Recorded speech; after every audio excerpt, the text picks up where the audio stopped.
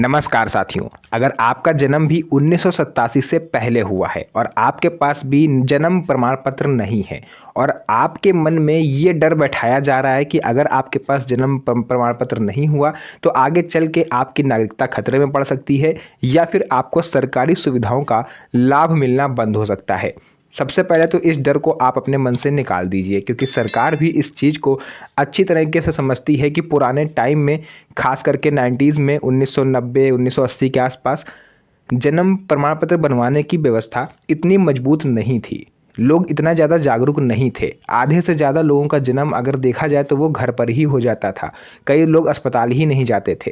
तो ऐसे में बर्थ सर्टिफिकेट बनवाना तो बहुत दूर की बात है। तो ऐसे में सरकार ने इस चीज़ का ध्यान रखा और कई सारे वैकल्पिक दस्तावेज हैं जिन्हें आप दिखा सकते हो और सरकारी अधिकारी भी उन्हें मान्य मानते हैं।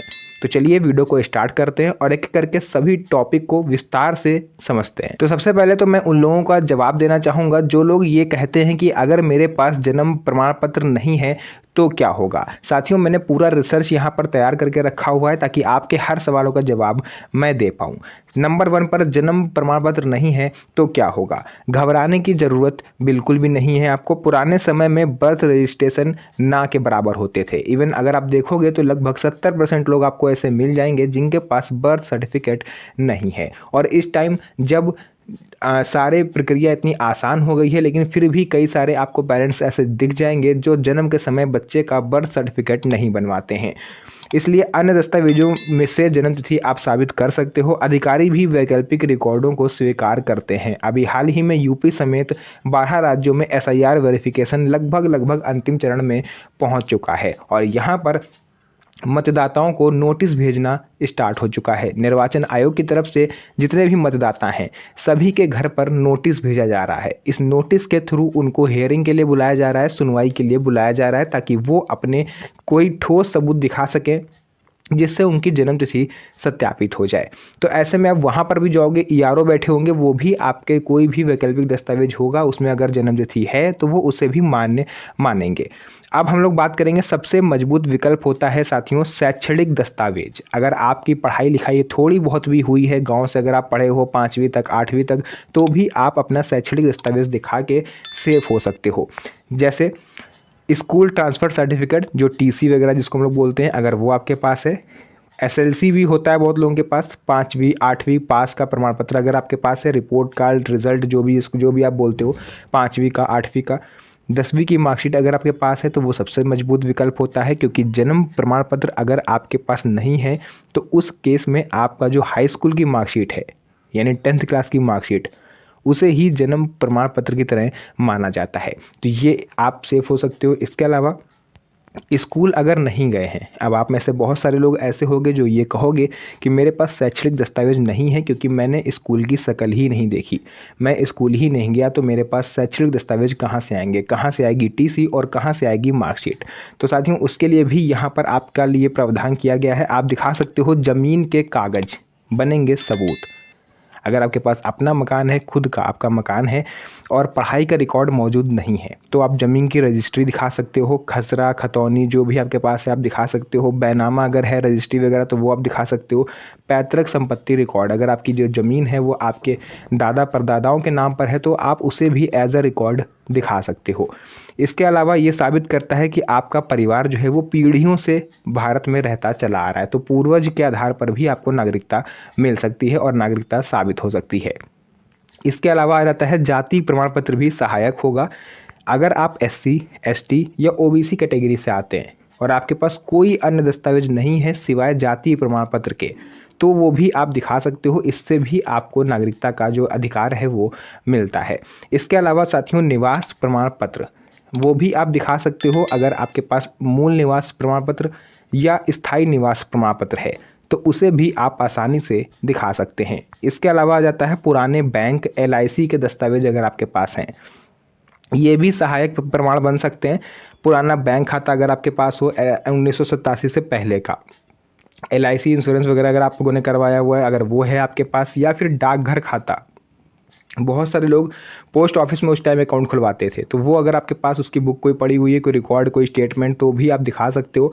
इसके अलावा आधार और वोटर आईडी, इसमें आपको अंतर समझना है। आज लोग आधार को ही सब कुछ मानते हैं, लेकिन माननीय सुप्रीम कोर्ट के निर्देशानुसार Aadhaar card, voter ID card, PAN card, ये आप नागरिकता साबित इससे नहीं कर सकते। और ये मैं एक बार नहीं, अपनी हर वीडियो में लगभग आपको बताता हूँ कि आधार कार्ड, पैन कार्ड और वोटर आईडी कार्ड की सहायता से आप नागरिकता को साबित नहीं कर सकते।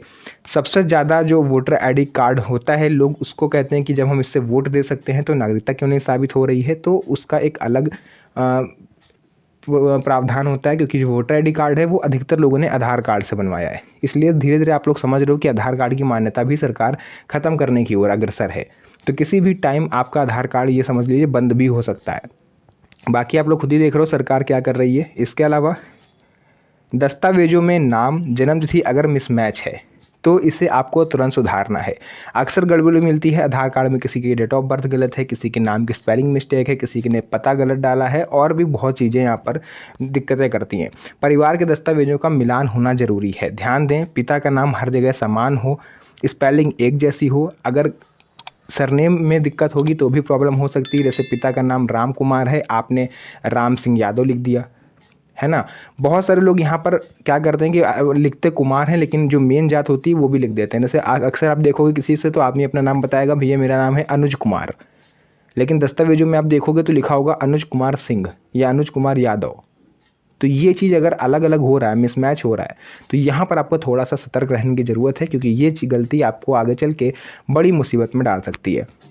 फ़ोटो भी महत्वपूर्ण है। वेरिफिकेशन में चेहरा मिलान होना बेहद ज़रूरी है। कई सारे ऐसे लोग हैं जिन्होंने आधार कार्ड बनवाए हुए 10 साल से ऊपर हो रहे हैं, लेकिन अभी तक फ़ोटो चेंज नहीं करवाई। जबकि रूल ये है कि हर तीसरे चौथे साल आपको फ़ोटो अपडेट करवानी चाहिए, ताकि आगे चल के कहीं भी फेस डिटेक्शन की अगर नौबत आए तो वहाँ पर आपका फेस आसानी से मैच कर जाए। बट लोग नहीं सुनते हैं। इसके अलावा पंचायत पत्र मान्य है या नहीं, बहुत सारे लोगों ने मेरे से पिछली वीडियो में कमेंट करा था। अक्सर गाँव के लोग होते हैं कि मेरे पास पंचायत प्रमाण पत्र है, क्या वो मान्य होगा? तो देखिए, सहायक दस्तावेज हो सकता है, लेकिन पक्का सबूत नहीं है, क्योंकि प्रधान बदलते रहते हैं। आज आपने किसी और प्रधान से बनवा लिया, आने वाले टाइम में कोई और प्रधान हो गया, तो इसलिए ये जो आपका पंचायत प्रमाण पत्र है ये मान्य नहीं होता है। इसके अलावा एनआरसी, एनपीआर और जनगणना, अफवाहों से आपको सावधान रहना है।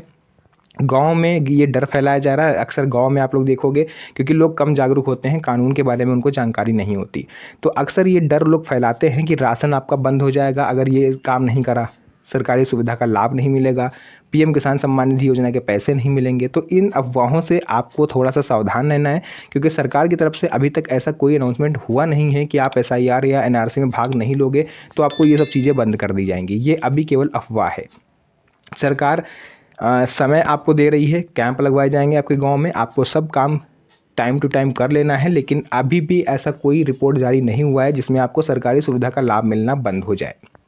इसके अलावा सबसे बड़ी बात यह है, दलालों से आपको सावधान रहना है, क्योंकि कुछ लोग डरा कर पैसे मांगते हैं। अक्सर देखा जाता है, गांव हो चाहे शहर हो, दलाल इस चीज़ का फ़ायदा उठाते हैं। वो ये भांप जाते हैं कि जो व्यक्ति है ये पढ़ा लिखा है या नहीं है, ये जागरूक है या नहीं, क्योंकि आप उनसे अटपटे से सवाल पूछते हो। फॉर एग्जांपल बात करते हैं कि आप लाइसेंस बनवाने आरटीओ ऑफिस गए और बाहर आप पूछताछ करते हो कि भैया अंदर क्या होता है, ड्राइविंग टेस्ट कैसे होता है, बाबू पैसे तो नहीं मांगता है। जहां आपने ये कुछ अटपटे से सवाल करे, वो ये समझ जाएगा कि ये व्यक्ति एकदम नया है, इसको किसी तरह की कोई नॉलेज नहीं है। फिर वो आपको डराना शुरू करते हैं कि आप जाओगे तो आपसे ये करवाएंगे, आपको 1 घंटा यहाँ खड़ा रखेंगे। फिर वो मतलब कुल मिला के वो आपको इन्फ्लुएंस करने की कोशिश करता है कि आप मेरे को 5,000 रुपये दे दो, आपको इन सब मुसीबतों से छुट्टी, आप यहीं बैठे रहो बाहर मेरे ऑफिस में, मैं जाके अंदर काम करा के ले आऊँगा आपका, वो भी मात्र 1 से 1.5 घंटे में।